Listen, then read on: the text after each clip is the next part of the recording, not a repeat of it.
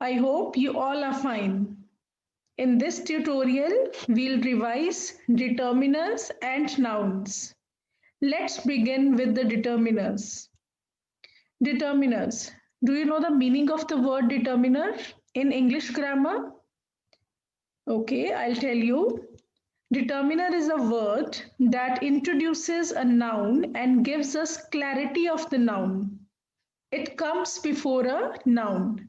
So determiner tells us about the noun, the quantity of noun, where the noun is placed, okay, how many nouns are there, singular or plural. So it gives us clarity of the noun. So now let's revise the types of determiner. First is articles, articles a and the. Demonstratives, this, that, these, those. Possessive adjectives, my, our, their, your, his, her. So these type of possessive adjectives are also included in this. Quantifiers, quantifiers tell us the quantity of noun, whether the noun is countable, uncountable, and how many nouns are there, singular, plural. Okay, so numbers 1, 2, 3, 4, up to so on, and first, second, third, these type of numbers are also included in this category. Distributives, each, every, neither, either. So these type of words are included in distributives. Interrogative, which, whose. Okay, these type of interrogatives are included in this category. Now let's do one little exercise related to determiners. Your question is fill in the blank with determiner. First question, dash dogs were barking last night. So first you have to decide whether the noun is singular or plural. So dogs. Dogs are plural here. So dogs, the word dogs is plural. So you will just apply the rule accordingly. Okay. And second thing, you have to decide whether it is countable or uncountable. So you can count the dogs. Okay. Now please write down the determiner which matches the word dog. So there are some possibilities. Some dogs were barking last night. A few dogs were barking last night. Many dogs, two dogs, three dogs, 10 dogs. So you can write anything because dogs, the word dogs is countable now. Second one, Rohan is studying to be dash engineer. So with profession, we just try to write the article. So engineer, a sound is there. So you will write an engineer. Okay. I have dash money. So we consider money as uncountable noun. So with uncountable noun, don't use the word few, a few, the few. They are used with countable. Here money is uncountable, so you have to write these type of determiners. I have much money, little, a little, some money. Okay, so some is the single word which is used with both countable as well as uncountable nouns. There is dash traffic. Obviously you can't count traffic, so traffic is also uncountable noun. So as I told you, with uncountable noun you can use much, a little. Okay, next one is she has dash friends. So friends, they are countable.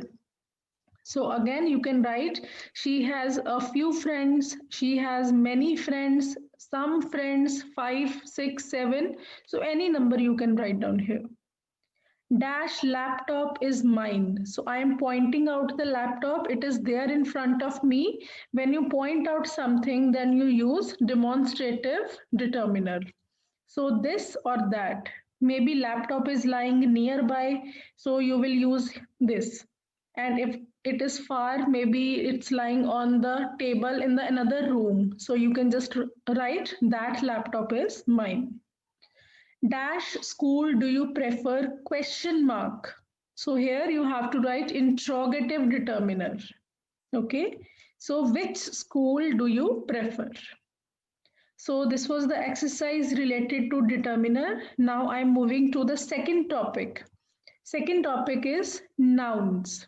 First of all, let's revise what is noun and how many types are there. Noun, as you know, noun is a name of anything, a person, animal, thing, place, or even feeling also. Okay, that you can only feel, you can't touch. So, noun is name of anything. So, it has generally 4 types in your syllabus. So, first one is a proper noun. A proper noun is the name of a particular person, a special place, special person, or special thing. It's not common. Okay. Second is a common noun. A common noun given in common to every person or thing. Okay, for example, fan. So every fan has its name as fan. So it's a common name. So there is nothing special in this.